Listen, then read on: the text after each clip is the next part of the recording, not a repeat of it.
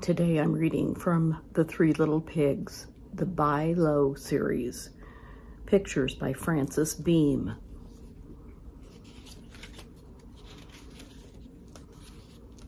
The Three Little Pigs and the Foolish Pig. Three Little Pigs, with pictures by Francis Beam. Rand McNally and Company, Chicago. Copyright 1918 by Rand McNally and Company. The Three Little Pigs.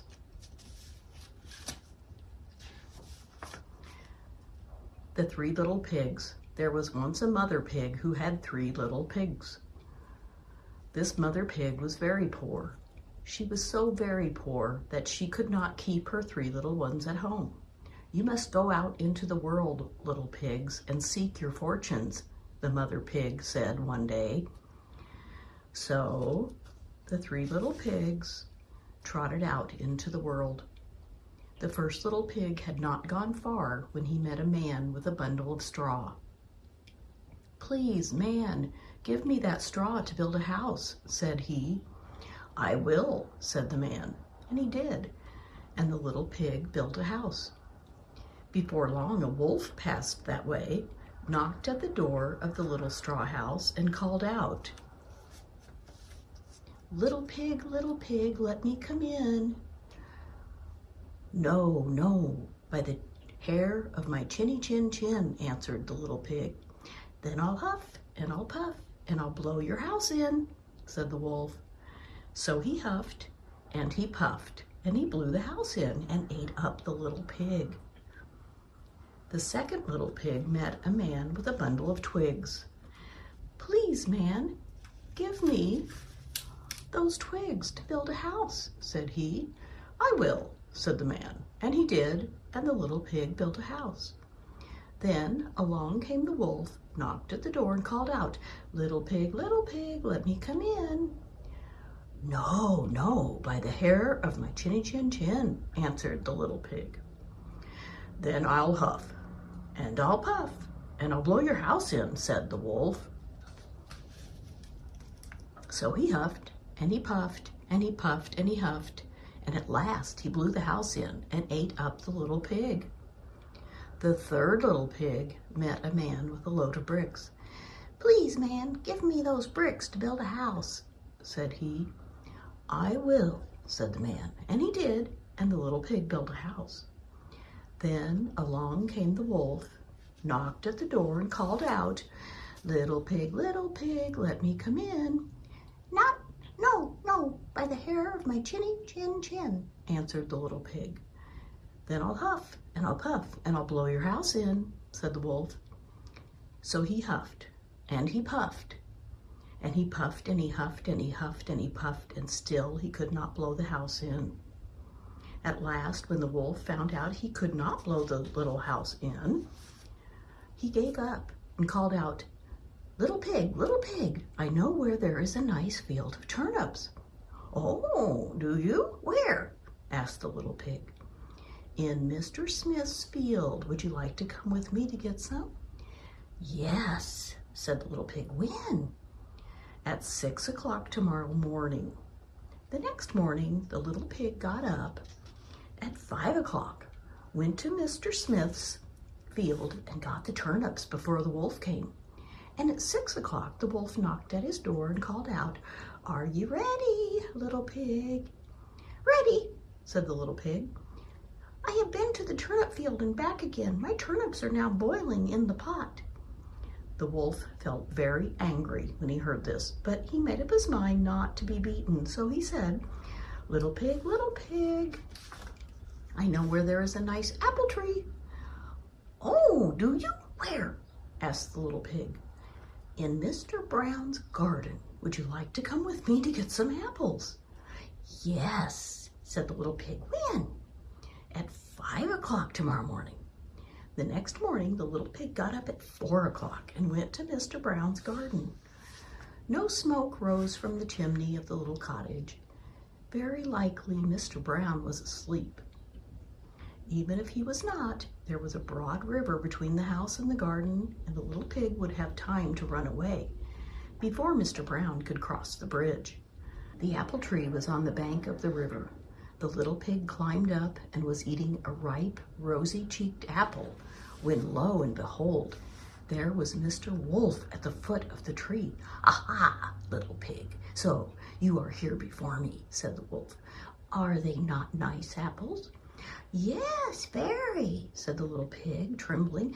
"I will throw you down one. Here you are." And he threw one down.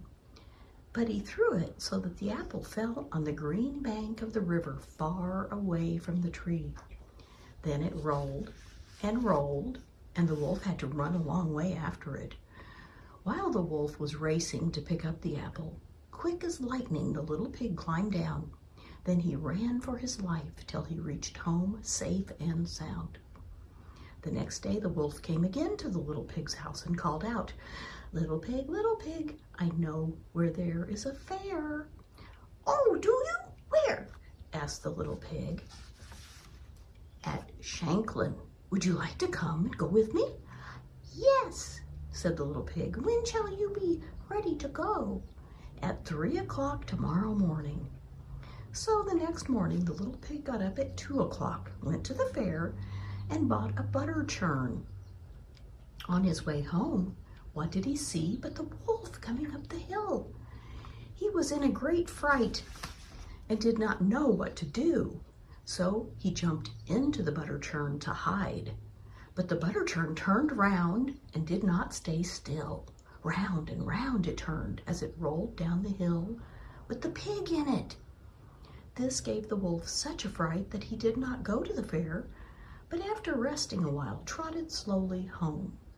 In the afternoon he went round to the little pig's house, knocked, and called out, little pig, I got a fright. I can tell you as I went to the fair this morning. A big round thing rolled down the hill and nearly knocked me over.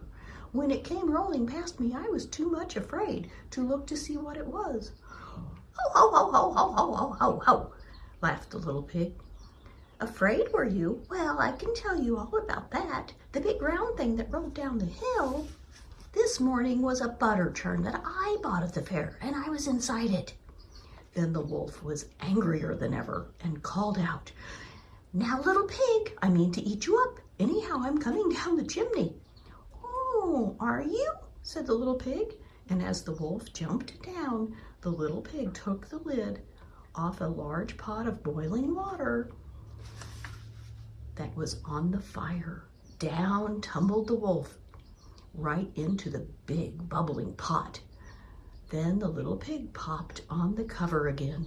So there was the end of the wolf, and the little pig lived happily ever afterward.